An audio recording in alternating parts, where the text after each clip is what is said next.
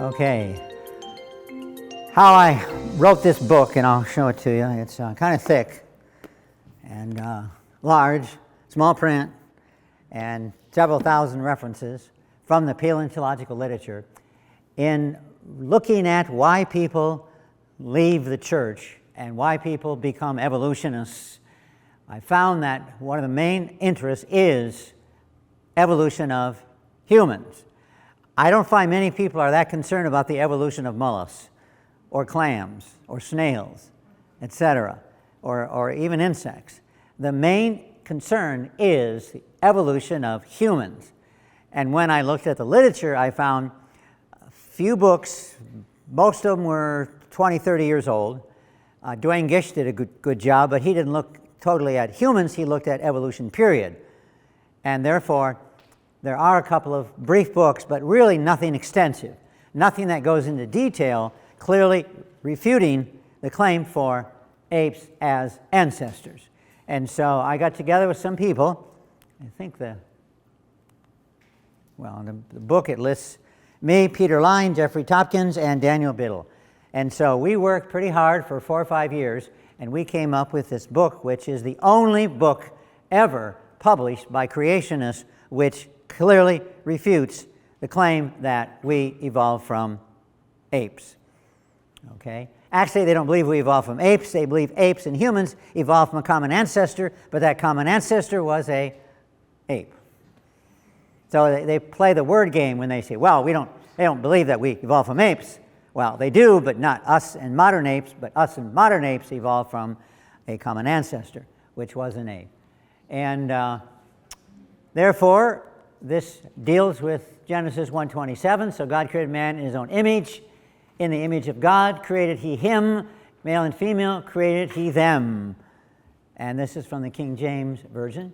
Pretty clear, not really ambiguous at all. It says nothing about an ape origin. It says that God created man in his, God's own image. End of story. Other scriptures, but that's pretty clear.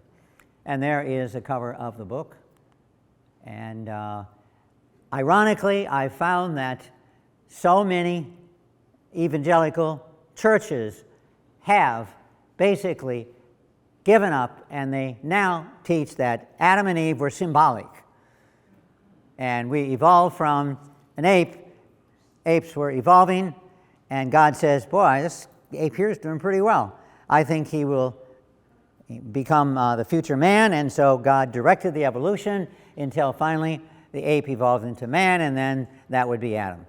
Now there's variations of that, but by and large, a large number of Christians and Christian churches have rejected the idea of creation. And just to give you some data here, and ironically, and I didn't do this list, this was done by a survey company. In fact, the Pew Forum did this, and they are very well known for their accurate research, and they found that the greatest number of people that accept Adam and Eve would be Jehovah's Witnesses, and it'd be 92%.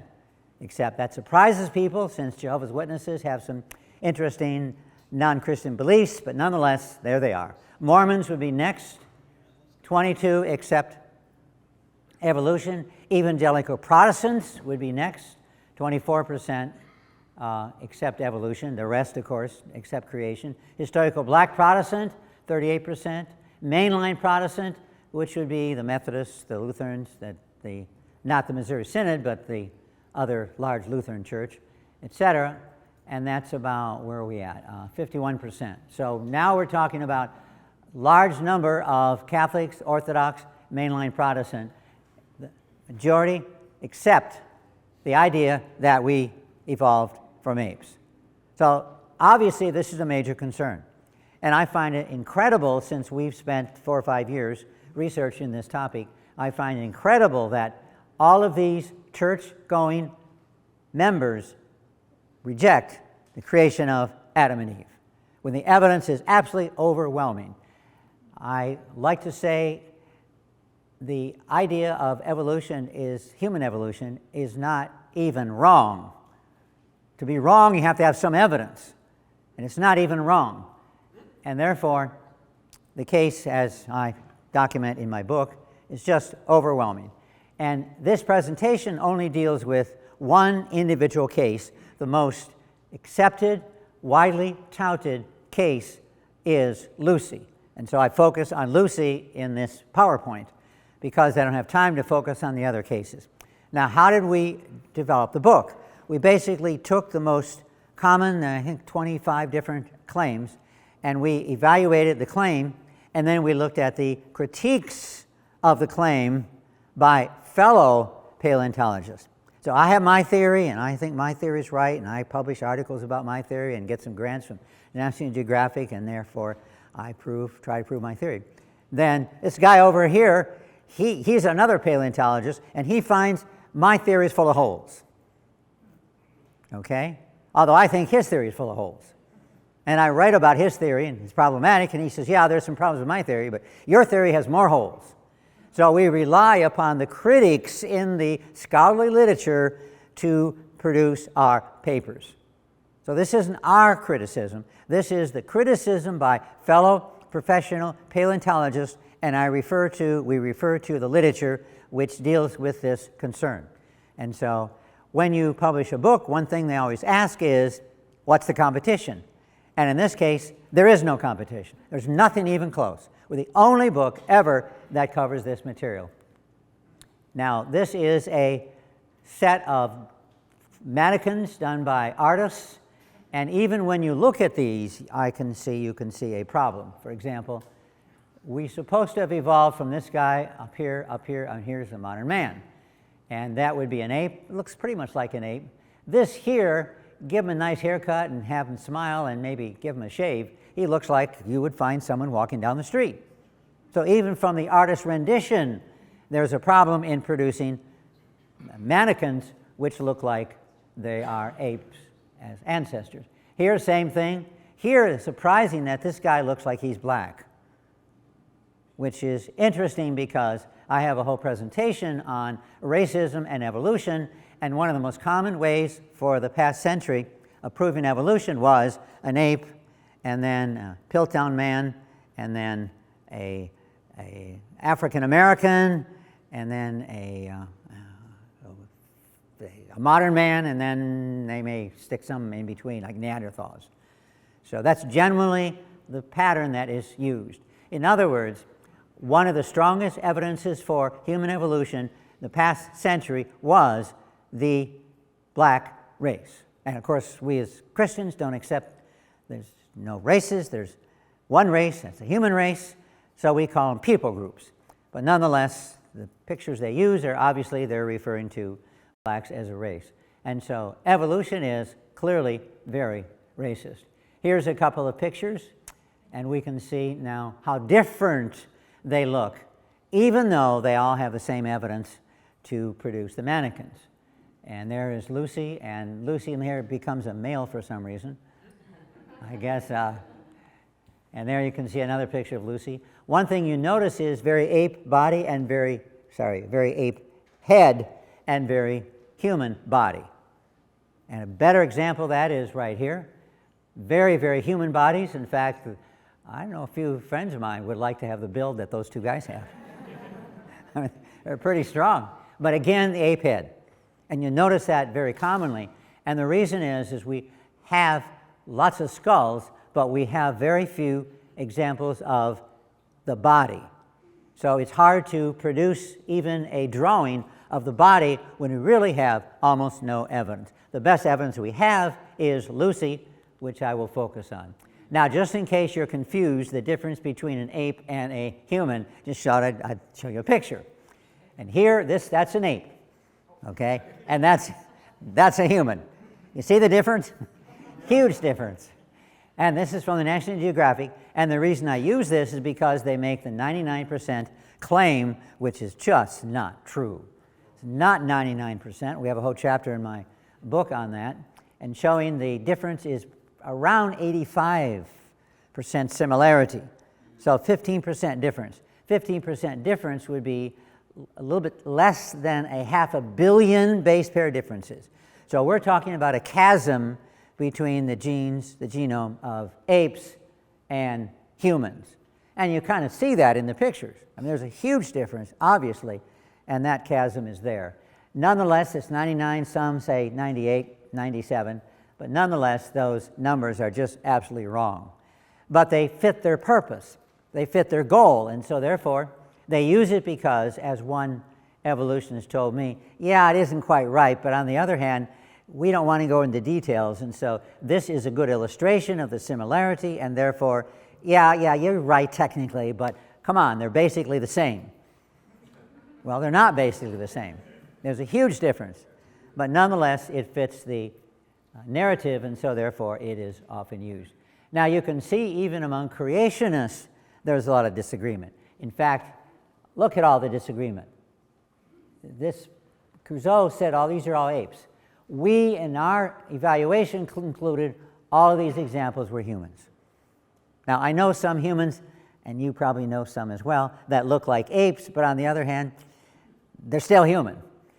And even if they look like an ape, in some ways, and of course, all they can go on is the skull. And the skulls are typically not skulls, they're fragments which they have to put together. And therefore, our conclusion was, except the first one, there's some question, but pretty much they're all humans. And this is Lucy now, the most famous example, partially because it is one of the few that we have some body evidence, few bones, and I'll talk about that in a minute. And Lucy is by far the most commonly touted. The Field Museum in Chicago has a whole display of Lucy, quite a bit, I understand, there, and they're trying to show that indeed this is the best evidence, this is good evidence for human evolution. But as I will review, it is not good evidence for human evolution. The dramatic discovery of our oldest human ancestor, they say without flinching, the beginning of humankind, and there we are, there's Lucy. And there is the bones of Lucy, which I'll talk about in a minute. Now, when we compare the bones of Lucy with actually the full skeleton, assuming Lucy had a modern human skeleton, when we compare the two, we find the brown is what we found, the white is what we have to fill in. So even though there are parts, and they talk about 40%, 40% means we have part of this bone here, they count that as a bone.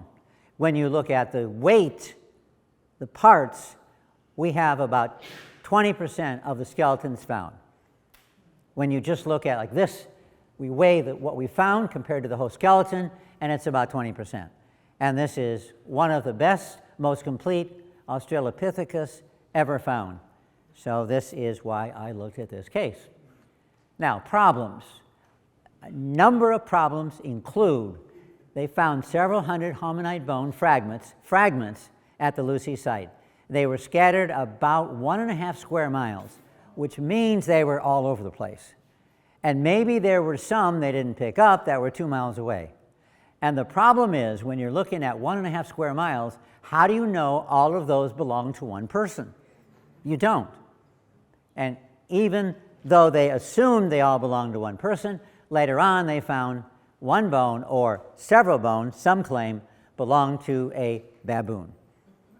Okay. My problem is that if these are whatever 20 million years old they claim they are, if these are that old, you're not going to find them sticking out of the sand. And that's how they found them. They're walking around and they found, hey, there's a bone sticking out of there. Oh, let's take a look and see what it is. So they get their toothpick and their brush and they clean it up and they pull the bone out. And that was the first they found, and they kept looking until they found about 20% of the Lucy skeleton. And they found, therefore, about 47 parts of 47 of the 207 bones. You have 200 on the average. Some have the os coccyx fused and some it isn't. So around 270 bones, or 207 bones, is the number of bones we have in humans. And they found parts of, or a couple of cases, the entire bone of 47, although most are small fragments, okay? And then they reconstructed the skeleton according to a pre-existing belief about the fossil. Well, what else can they use? I mean, they have to, when they put these pieces together, they have to have an assumption. And the assumption was they were a link between us and apes. I mean, you have to have some assumption. I think if you take the same bones and had a creation put them together and assumed, as we would, that these bones were from a human or an ape, they would look different. Okay? The question is, was Lucy an ape, a human, ape man, etc.? And the problem is, some of the parts, like the mandible, the lower jaw here, resembles that of a gorilla. But of course, that, in a sense, is what they're looking for. They're looking for a skeleton that has some ape traits and some human traits. And it could be they found some human traits because what they found were some humans. And it could be they found some ape traits because what they found were apes. The bones don't have labels. They can only pull the bones out and assume, and again, a lot of them were pretty old, not very well preserved, and therefore there's a lot of guesswork. And this is when we put the bones in an ape. In the one case, we see they fit pretty well. And actually, we can get the same bones to fit pretty well into a human. So either way, if I think they're an ape, I can put them together and get a pretty good drawing of an ape. You can put them together and get a pretty good drawing of a human. And therefore, bones tell you a little bit, but not a great deal. Okay, the most famous human fossil ever discovered, found in Ethiopia. And I'm not sure how many mannequins there are which display Lucy, but there are, I'm told, hundreds, including the Chicago Field Museum. When I was in Africa a few years ago, they had several mannequins based on the bones of Lucy. So they're not rare at all. Okay, moving on. One way of trying to determine whether these were human or not human was they found some footprints in 1976, and the footprints looked human. Now, Lucy, they had no hand bones and no feet bones. So the important bones were all missing. Therefore, they couldn't determine from the hand bones, the feet bone, any traits because they didn't find them. But we have hand bones and feet bone from other Australopithecines. So they found these footprints and they thought maybe they belong to the Lucy kind, Australopithecus afarensis. And they were dated to be close to 500,000 years older than Lucy. The problem is you can't obviously date footprints. I mean, there's nothing. It's a footprint. There's nothing there. How can you date empty space? So what they have to do is date in this case, the ash, the volcanic ash that the footprints were put in. The problem there is, though, the ash may be there for centuries, and the footprints were put only recently. So you can't say how old the ash is how old the footprints are, although they don't have any other way of determining it, so that's what they do. That's what they do. There's a huge difference, though. There's a human footprint on your left. There is a ape foot on your right. And the problem is that apes really don't have feet. They have 4 hands. And 4 hands are really useful if you climb trees. Humans find it hard to climb trees because we only have 2 hands. And our feet aren't much good in climbing a tree. Okay? So apes have 4 hands, and therefore they can move up a tree pretty rapidly. So they have, for a good reason, 4 hands. So they call them feet because they're down there, but they're really hands. That's what they're at. Now when we look at a footprint, what do you think those are of? Human, obviously. They're human footprints. So they assume that those were Lucy's, or Lucy's kind, and therefore that proves she walked upright, and therefore she was evolving into modern humans. The problem is we don't know that. We don't know that. And there are many footprints. You can see this is the excavation, and the footprints were actually below a few inches of ash, and an artist now created Lucy, and she's married now, Lucy and her husband, and Lucy's in the front, her husband is behind, and her husband is carrying their child. So nice, a family man, we can see. And just, I don't see a wedding ring, but then that's a minor detail. I don't see any clothes either you think they would wear. they would wear clothes, but I don't see that there. But anyway, you'll notice behind him was a giraffe. In fact, they found a lot of evidence of modern mammals nearby, both the footprints as well as the bones of Lucy. So that, to me, says that they're probably not as old as they claim they are. But of course, that doesn't fit the scenario, so therefore, well, we just fudge a little bit. 69 prints, 31 large and 38 smaller ones, 2 adults and a child. And this, though, is about 1,000 miles from the Lucy bones. So obviously they weren't Lucy's bones, but they say Lucy's type. But that's kind of a stretch. We fill in the blanks. It's like having a puzzle, 1,000 pieces, and we have 48. So from the 48, we try to figure out what the puzzle says. Okay, and my guess is they're probably human footprints. Probably they're not that old. And as they say, if you saw these same prints at a beach, they look just like they were put in the beach sand last month. And they've done this. They walk in, and humans walk into the sand, and they compare it with the footprints they found in laetoli, and they find pretty much the same. Okay? And then they found other footprints, and that probably didn't do much to improve their findings, but on the other hand, a lot of footprints around there. The local people, though, claim that these prints were made by our relatives not that long ago. Now, I don't know whether that's true or not, but that indicates there's a problem.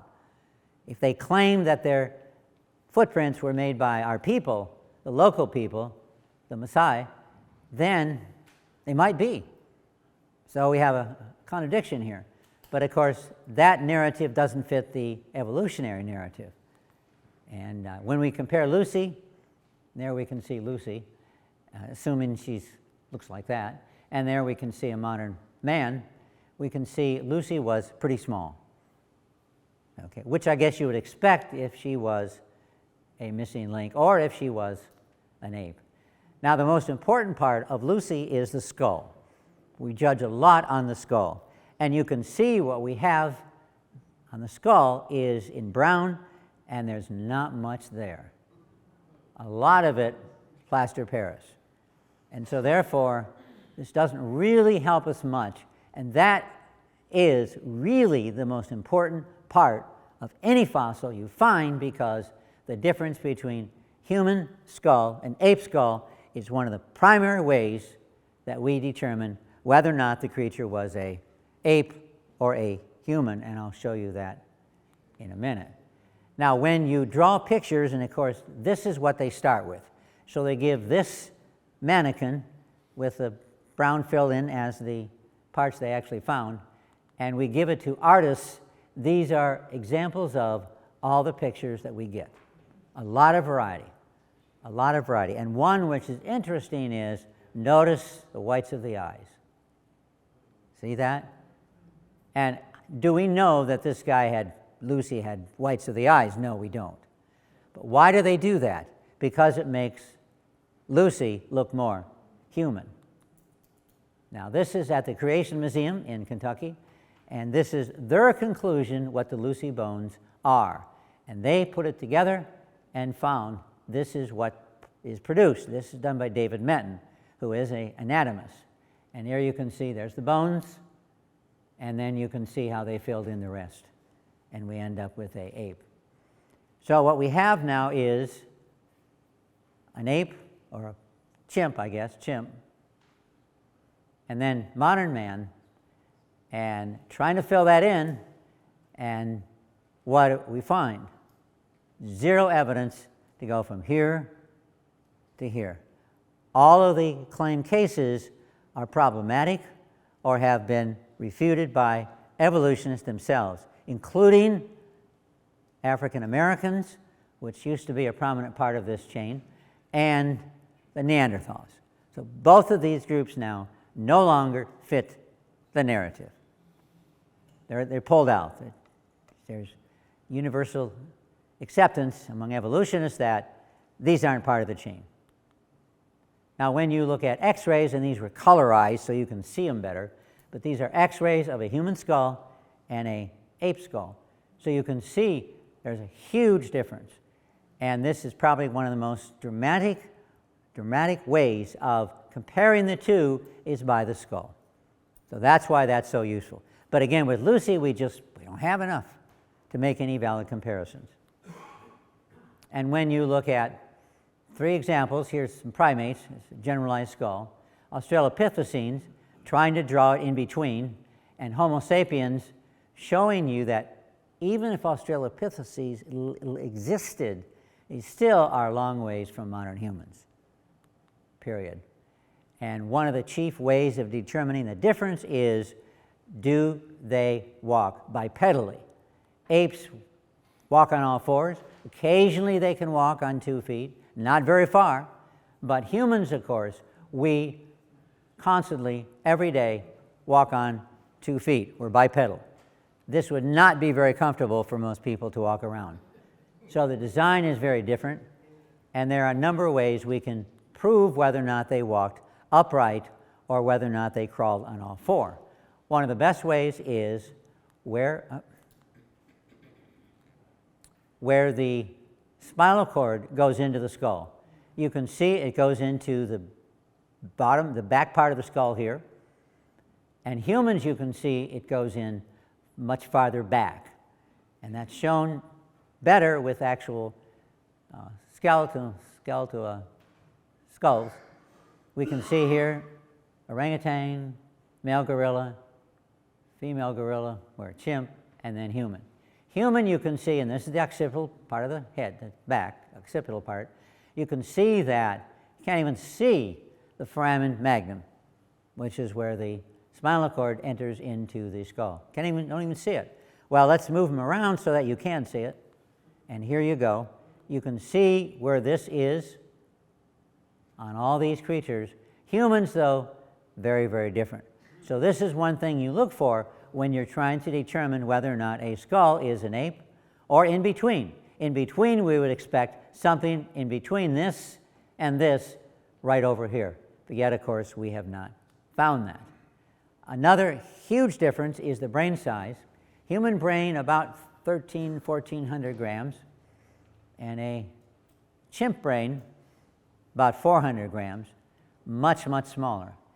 And since this is a 3D drawing, we'll look at the comparison in a line graph.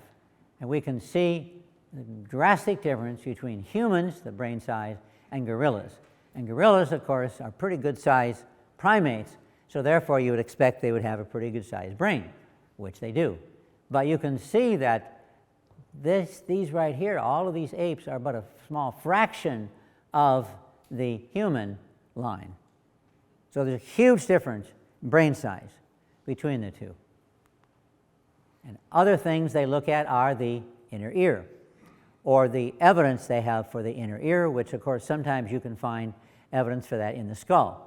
Now the reason they have to look at this is because when you walk on all fours, your body has to say, this is the way you're supposed to walk. You're right up. Whereas the human ear, basically, it is in its proper place.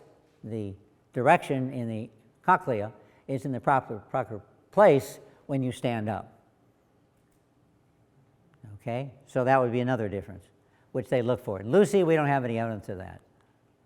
Another thing, as I mentioned earlier, is the top picture here we can see is a human. See the whites of the eyes? And a gorilla, or all the apes, except one minor exception, but all the apes do not have whites of the eyes. Why is that important? Because this allows me to tell what you are looking at.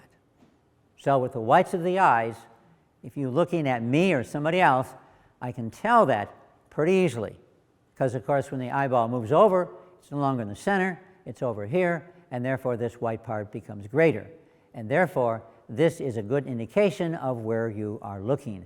Whereas with apes, you can't tell where they're looking because there is no whites to determine that.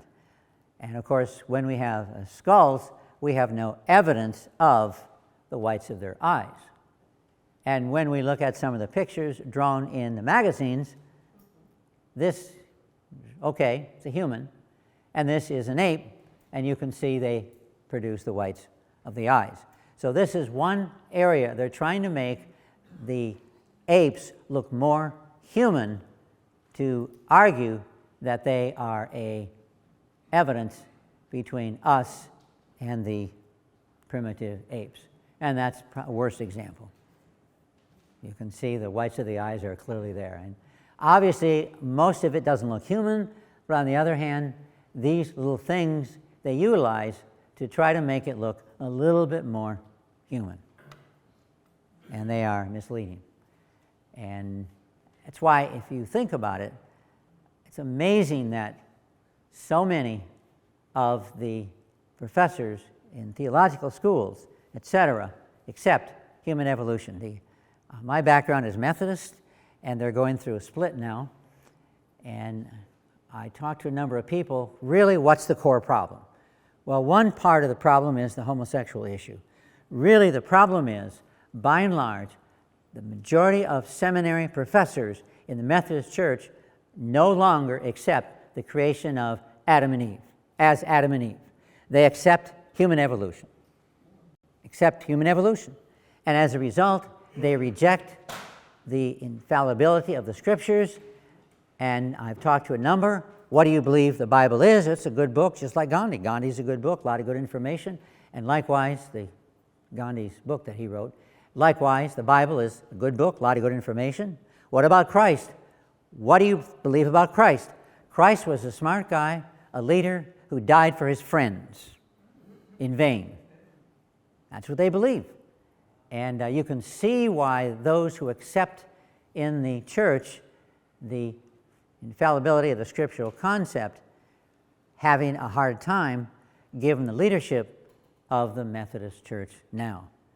And I've been in a number of Methodist seminaries and tried to present this material, and they're not interested. They're convinced evolution is true. And on this trip, the last couple of places I went to, I had several people come up to me, and one person said, a good friend of mine, raised in a good Bible-believing church, young earth creationist, firm in his belief in the Bible, etc. Now he teaches at a Nazarene school, and he said there's overwhelming evidence for evolution, and now I accept evolution, even though he still teaches, and I guess he's got to be careful in teaching, but he says there's overwhelming evidence. I've rejected the creation worldview. I now accept evolution because there's overwhelming evidence. And all I would like to say is, show me that evidence. This is not there. And why does he believe in evolution? Well, that's all he's going to get in school. This PowerPoint, there's no way that I could show this to my classes when I was teaching at the university. No way I could show it. Even though, if I did, I've shown this many times already, and nobody has been able to find anything wrong with it. So it's not a question of whether I'm right or wrong. It's a question they don't want this information presented. And that is indeed tragic, and it's tragic in so many of the churches today. So the new Methodist Church is called the Global United Methodist Church, and the reason it's called the Global is because the main opposition to rejecting the infallibility of the Bible is from the African Methodists. And so global because primarily the African brothers and sisters are going to take a major role in leading the new global United Methodist Church. If it wasn't for the African Methodists, the Methodist Church in this country would be still moving toward the idea that scriptural infallibility is not true.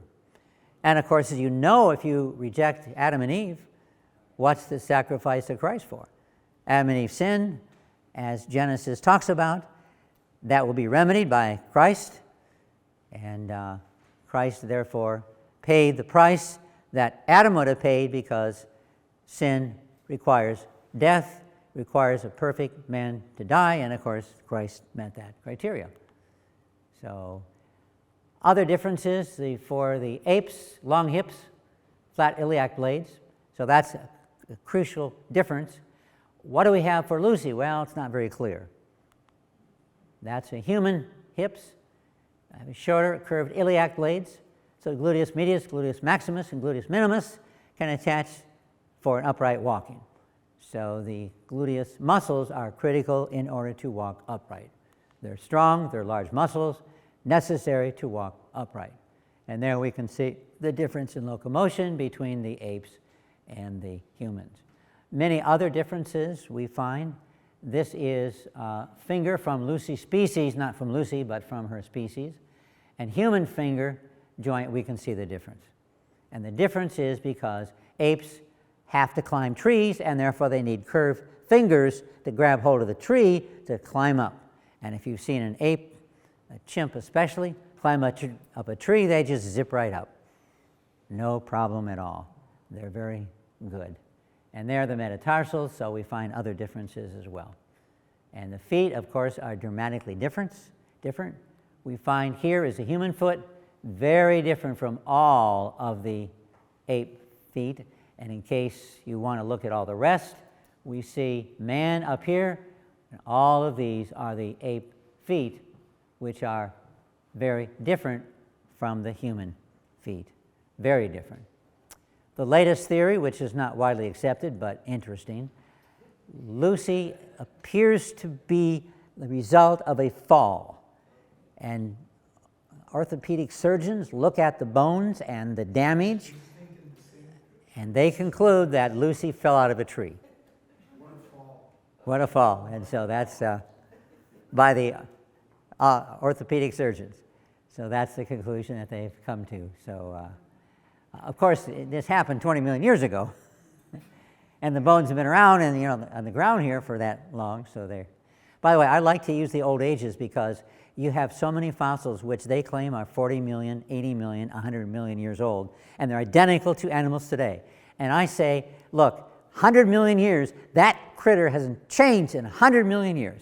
100 million years, no change at all.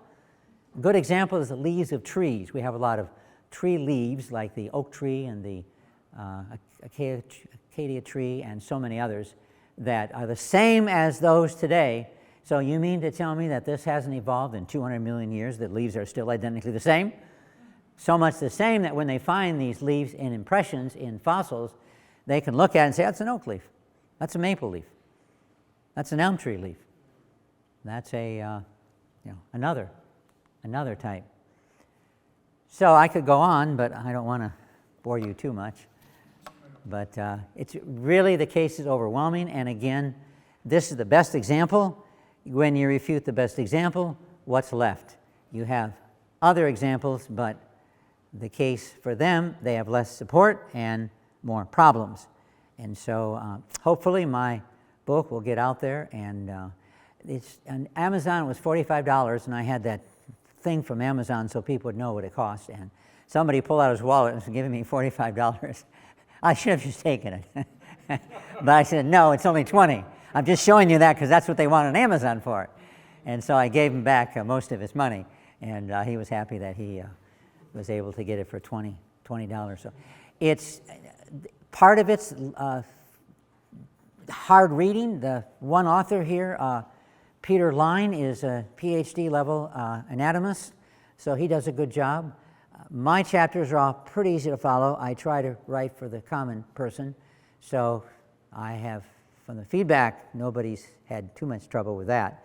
But Peter Line's, it's kind of deep. And my barber, I told her about the new book, and she said, I'll trade you the book for 2 haircuts. I said, okay. So I gave her the book. And a month later, I came back for the haircut. And I said, well, did you read the book? And I thought she'd say, no, I haven't had a chance. That's what you hear often. She said, oh, I'm on chapter 5. Really? How's it going? Oh, it's good. I really enjoy it. That's deep stuff. I mean, she's a barber. She's not a paleontologist. So she said, I just read 2 or 3 pages every day, and it's just every day I pick it up and I read 2 or 3 pages. Now, Peter Line's stuff is more challenging, and what we've done is I've had Peter do a page summary, so you get an idea of what the chapter is saying, where it's going by that summary. So that helps the book become more readable. But in case you want to check the references, there are about 3,000 references from the paleontological literature. So we're trying to show, indeed, this is what the professionals say. This isn't what creationists say. This is what the professionals in the field say. And so you doubt what the professional paleontologists say, well, there you go. Look up the references. They're there. Just check them and confirm to your own satisfaction what they're saying. I'm hoping that this book will be the death knell for human evolution, but I don't want to be too optimistic. But the key is you have to read it. And so hopefully you will pick up a copy and get some copies to your friends. The ones who should read it, of course, are not going to. But you can always hope to be challenged. So if you know any teachers, professors that are in this area, this would be a great gift for them. They could then, and if they have any complaints, hey, give them my email and they can email and ask if they have any questions. So it's pretty, I think the case is unassailable. I mean, they can't deny it. To me, acceptance of human evolution is just not rational. It's more rational to believe we came from Mars, because that's possible. And so, but evolution's not viable. It's not possible.